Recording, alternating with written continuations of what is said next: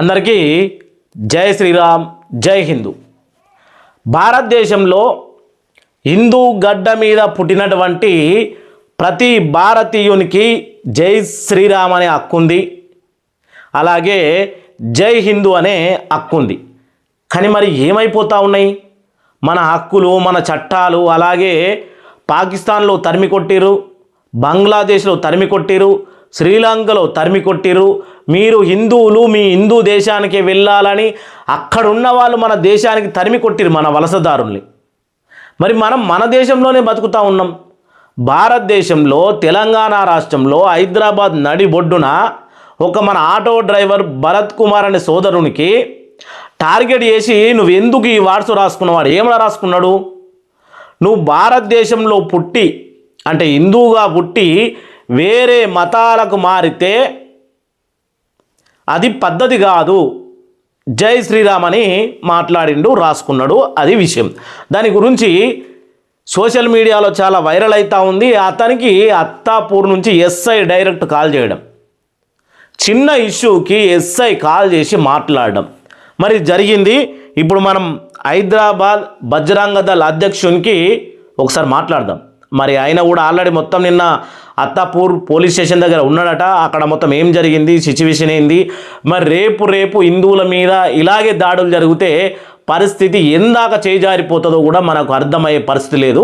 ఒకసారి తెలుసుకుందాం. తెలుసుకున్న తర్వాత ఈ ఎవరైతే మనకు సంబంధించి భరత్ కుమార్ ఉన్నాడో ఆయనకు వచ్చినటువంటి కాల్ రికార్డింగ్లో లంజా కొడక, ఇది నేను పూర్తిగా చెప్పకపోతే చాలా మనం ఇంకా బాధలు పడాల్సి వస్తుందని పూర్తిగా చెప్తా ఉన్నా, మీకు వినిపిస్తా కూడా. లంజా కొడక అనే వాట్స్ వాడిరు. ఎవరు వాడిరు? వాళ్ళ మీద ఖచ్చితంగా ఎఫ్ఐఆర్ కావాలి. మరి చూద్దాం ఒకసారి. మనం బజరంగ దళ్ అధ్యక్షుడట హైదరాబాద్లో మహేష్ గౌడ.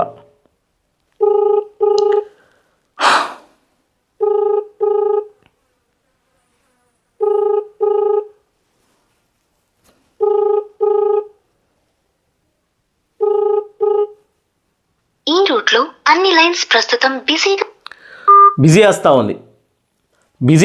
ఉంది. మళ్ళీ ఒకసారి ట్రై చేద్దాం. ఒకవేళ ఇతను కాల్ లేకపోతే నేను మీకు ఎస్ఐ గారు ఏం మాట్లాడిర్రు అనేది ఆ ఆడియో వినిపిస్తా. లాస్ట్లో ఏం మాట్లాడిర్రు, అది ఎవరు మాట్లాడిర్రు అనేది మనకు క్లారిటీ కావాలి.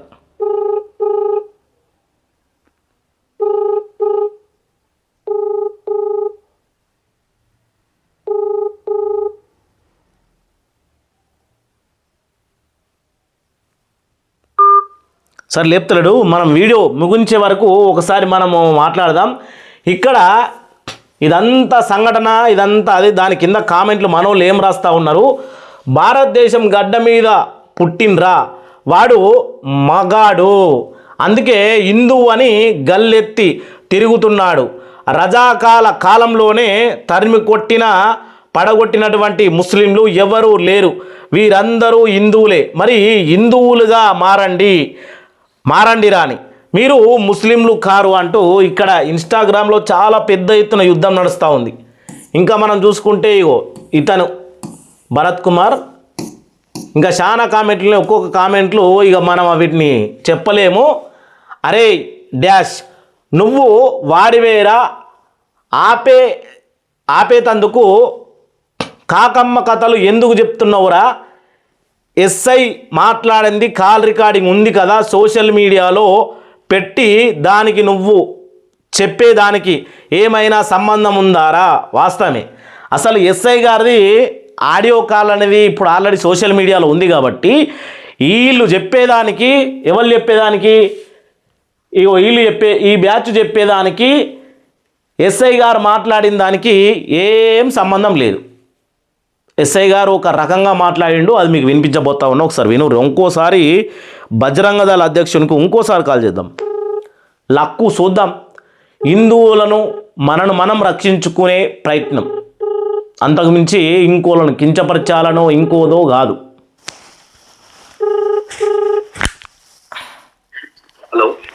హలో సార్, నమస్కారం సార్. నమస్తే. ఎవరు సార్? ప్రశ్న 1 అని ఛానల్ నుంచి కాల్ చేస్తున్నాం సార్. ఎక్కడ నుంచి? ప్రశ్న 1 కామారెడ్డి. హలో. కామారెడ్డి సార్, కామారెడ్డి. కామారెడ్డి ఏ ఛానల్ నుంచి ఫోన్ చేస్తారు? ప్రశ్న 1 సార్. ప్రస్తుతం చెప్పండి సార్, నిన్న అత్తాపూర్ దగ్గర ఒక ఇష్యూ జరిగింది కదా, ఇతను ఎవరు భరత్ కుమార్ది. భరత్ కుమార్ గురించి అక్కడ మీరు ఉన్నారని ఇంతకుముందు ఇంకో సోదరుని కాల్ చేసిన బజరంగ దళ, అతనికి కూడా పేరు మహేష్ గౌడ, మహేష్ కుమార్ ఏమన్నాడు ఆయన కాల్ చేస్తే మీ నంబర్ ఇచ్చారు సార్. చెప్పండి. ఏం సార్ ఇట్లా అంటే జై శ్రీరామ్ అని హిందూ అని ఓన్లీ ఆటో మీద రాసుకుంటే అతని మీద ఎఫ్ఐఆర్ చేసుడు ఏంది, ప్లస్ ఆ ఎస్ఐ గారు మాట్లాడిన ఆడియో కాల్ కూడా రికార్డింగ్ బయటకు వచ్చింది, అది కూడా చాలా లాస్ట్లో ఏదో బ్యాడ్ వాడు కూడా వాడిండు. అయితే ఎఫ్ఐఆర్ కాలేదు, మనం అందరం కలిసి వెళ్ళి అక్కడ కొంచెం మన యూనిటీ పెడితే అక్కడ కాలేదు, ఎఫ్ఐఆర్ ఏం కాలేదు, సీజ్ కూడా ఏం చేయలేదండి సార్. రివర్స్ మనమే ఎవరైతే అవతల పర్సన్ ఉంటాడో ఆయన మీద మనం కంప్లైంట్ ఇవ్వడం జరిగింది. ఇది అంటే ఎస్ఐ గారు మాట్లాడిన ఆ కాల్ రికార్డింగ్లో ఈ హైదరాబాద్లో వేరే రూల్స్ ఉంటుంది, వేరే లెక్క ఉంటుంది, దాని గురించి నీకు తెలుసా అట్లా ఇట్లా అని మాట్లాడి ఎట్లుంటుంది సార్ అది? అడిగినాం నిన్న మాట్లాడడం గట్టిగానే, ఎస్ఐ రాలేదు, మనం మాట్లాడిన దానికి వాళ్ళ దగ్గర ఏం ఆన్సర్ లేకుండే. మొత్తానికి ఇప్పుడు మన హిందూ సోదరులందరూ ఎక్కడికి వెళ్ళినా సార్, ఇప్పుడు హైదరాబాద్లోనే ఒక మన దుర్గామాత టెంపుల్ మీద ఒక ముస్లిము విగ్రహం తలగాను పడగొట్టిండు. నా పేరు అనిల్ కుమార్ సార్. చెప్పండి. నేను మా ఛానల్ లింక్ కూడా మీకు పంపిస్తా వీడియో అయిపోయిన తర్వాత, మీరు చూడండి ఒకసారి. లైవ్ ఏం లేదు, వీడియో ఆల్రెడీ షూటింగ్ జరుగుతుంది. తర్వాత దీంట్లో ఇంకా అవి ఇవి ఏమన్నా ఉంటే దాన్ని యాడ్ చేసి ఎడిటింగ్ చేసిన తర్వాత అప్లోడ్ చేస్తాం. అయితే మరి ఆ దుర్గామాత టెంపుల్ అప్పుడు ఒక ముస్లిం సోదరుడు ఆయన చేసింది.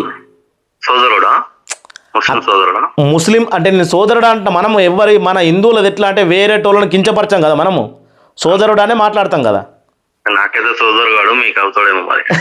సరే సరే ఓకే అన్న. సరే, ఇప్పుడు ఒక ముస్లిం వ్యక్తి అక్కడికి మన దుర్గామాత టెంపుల్ అంటే ఆ విగ్రహం తలను తన్ని, ఆ వీడియో ఉంది, ఆ విజువల్స్ ఉన్నాయి, అన్నీ ఉన్నాయి, మరి అతని మీద కేసు పెడితే అతను మెంటల్ ఎఫెక్ట్ అయి తన్నిండని ఆ కేసును డిఫాల్ట్ చేసేసారు.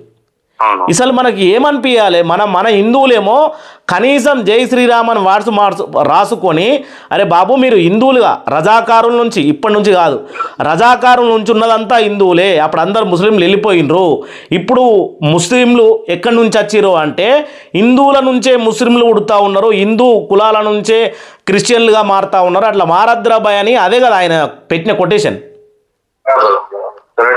అదే కదా సార్. మరి దానికి జై శ్రీరామ్ అని కింద పెట్టుకున్నాడు. దాన్ని తప్పుగా భావిస్తూ ఆయన ఎస్ఐ గారు కూడా మాట్లాడు, నీకు ఇది తెలుసా అది తెలుసా అని చాలా మాట్లాడి ఇప్పుడు అందరు భయపడతా ఉన్నారు. అరే భయ్ మనమేంది, మనం అసలు హిందూ మన కులం సపోర్ట్ చేసే వాళ్ళు ఉన్నారా, ఎట్లా మన పరిస్థితి? నాకే ఒక 10-15 కాల్స్ వచ్చినాయి నిన్న నుంచి. సపోర్ట్ ఉన్నారా? ఏం భయం ఏం లేదు, సపోర్ట్ ఉంటారు. మన తెలంగాణలో ఎక్కడ ఏదైనా జరిగినా కానీ మన హిందూ బహిరంగ దళ అంటే మనకు బజరంగ దళ అంటే చాలా నమ్మకం. అందుకనే నేను బజరంగ దళ నంబర్ ఖచ్చితంగా కావాలని తెలుసుకొని మరి మీకు కాల్ చేయడం జరుగుతుందన్న. సరేనా, మీకు చెప్పిన క్లారిటీ ఇచ్చిన. మనమైతే ఆటో పైన ఏమన్నా ఇల్లు ఏమన్నా అంటే డ్యామేజ్ చేసిరా? తర్వాత మనం ఆర్థిక సాయం కూడా మనం ప్రయత్నం చేస్తున్నాం మన వంతు. అంటే అతనైతే సేపు ఏం కేసు బుక్ కాలే, బండి కూడా ఏం సీజ్ కాలే. అతను ఆటోను కూడా ఏమైనా డ్యామేజ్ చేశారు? అట్లా ఏం చేయలేదు. ఏం చేయలే. Okay, thank you so much sir. జై శ్రీరామ్. విన్నారు కదా, హైదరాబాద్ బజరంగ దళ్ అన్న కూడా మాట్లాడడం జరిగింది. ఇక నేనైతే అంటే మనము ఎందుకు అని చెప్పేసి అంటే, ఎందుకంటే హిందువుల మనోభావాలు కూడా చాలా దెబ్బతిన్నాయి. ఇప్పుడు ఇక్కడ మీరు ఒక్కసారి ఆలోచించేయాలి.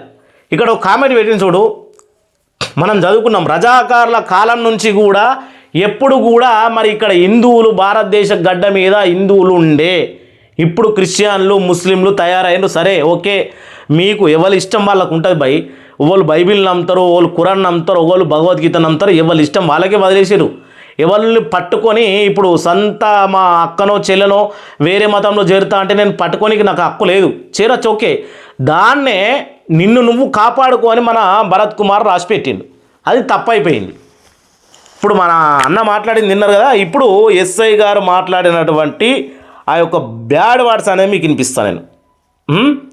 దీన్ని కరెక్ట్గా ఇప్పుడు అన్న కూడా అంటూ ఉన్నారు, హిందువులకు ఎవరికి కూడా భయం లేదు, హిందువులు స్వచ్ఛందంగా భారతదేశంలో తిరగచ్చు, కానీ మనము ఎప్పుడు కూడా ఇంకోల మీద దాడి చేయకూడదు. ఎవరైనా దాడి చేసిండ్రా హిందువుల మీద కానీ హిందూ మతాల మీద కానీ హిందువులను దూషించుడు కానీ తగ్గేదే లేదు. ఎందుకంటే ఎక్కడెక్కడి నుంచి తరిమి కొట్టినా మన భారతదేశ గడ్డ మీద మన విలువలను మనం కాపాడుకుంటూ బతుకుతూ ఉన్నాం. ఎవరు దేశానికి వెళ్ళి బతుకుతలే. ఇప్పుడు ఇన్నుండ్రు ఒకసారి ఆ బ్యాడ్ వర్డ్స్ ఎందుకు వచ్చింది అనేది కావాలి అంతే. ఇది టిఎస్ TG32T2793 మీదేనా బండి? అవునన్నా, ఎవరన్నా మీరెవరన్నా? నేను అత్తపూర్ ఎస్ఐని మాడుతున్నా, సబ్ ఇన్స్పెక్టర్ మాడుతున్నా. చెప్పండి అన్న. ఎస్ఐని మాడుతున్నా చెప్తాను, మీ అన్నది కాదులే కానీ ఫస్ట్ ఒకసారి ఇది వినిపిస్తా మీకు.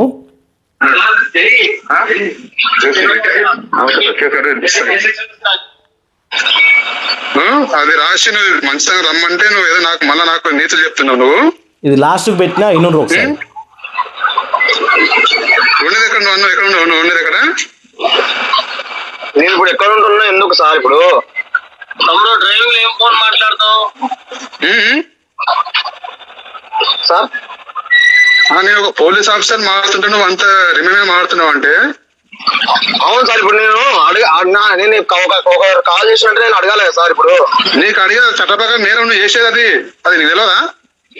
నేరం మీద కదా సార్. ఇప్పుడు నేరం ఎట్లయితుందా అంటే ఇప్పుడు నా మతాన్ని నేను సార్. ఇప్పుడు ఒక ముస్లింస్ వెతికింది బండి మీద ఇప్పుడు వాళ్ళ దాంట్లో రాష్ట్రం ఉంటుంది సార్. ఇప్పుడు కొద్దిగా ఎక్కువ మాట్లాడు అంటే కేసు కదా, వాడు కొద్దిగా రమ్మంటే నేను రాసుకుంటా నా ఇష్టం మారుతున్నాడు.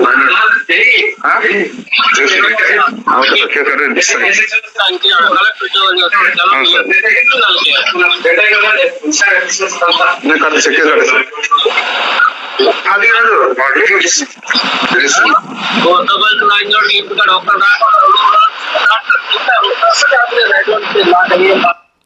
వినబడింది ఎవరికన్నా? ఓన్లీ గుద్దావలసింది లంజగొడుకు అనే పదం వినబడిందా? వినబడలేదు కావచ్చు. మళ్ళీ ఒక్కసారి కొంచెం బ్యాక్ పెడతా, మీరు ఒకసారి వినండి. అక్కడ ఉన్నారు వీళ్ళందరూ, ఎవరైతే ఈ కంప్లైంట్ ఇచ్చిన గ్యాంగ్ ఉందో వాళ్ళందరూ ఉన్నారు. వాళ్ళందరూ ఉండి ఆడ మాట్లాడుతూ ఉన్నారు, తిట్టిస్తూ ఉన్నారు. మరి తిట్టింది ఎవరు? నా మతాన్ని నేను సార్. ఇప్పుడు ఒక ముస్లింస్ వెతికింది బండి మీద ఇప్పుడు వాళ్ళ దాంట్లో రాష్ట్రం ఉంటుంది సార్. ఇప్పుడు కొద్దిగా ఎక్కువ మాట్లాడు అంటే కేసు కదా, వాడు కొద్దిగా రమ్మంటే నేను రాసుకుంటా నా ఇష్టం మారుతున్నాడు.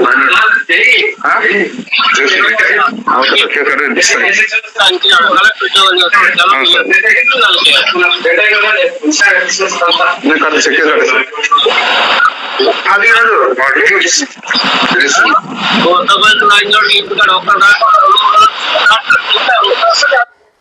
వినబడింది కదా?